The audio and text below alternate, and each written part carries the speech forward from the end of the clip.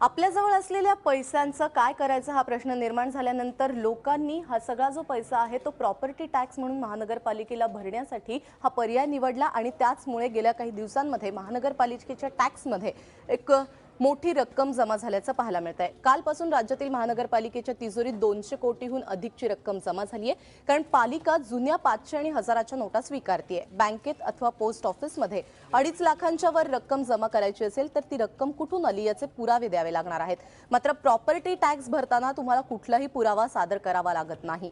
पिंपरीमध्ये काही लोकांनी प्रत्येकी 20 लाख, 15 लाख, 8 लाखांपर्यंतचा टॅक्स भरलाय, त्यामुळे त्यांच्याकडे ही रक्कम कुठून आली याचा शोध घेतला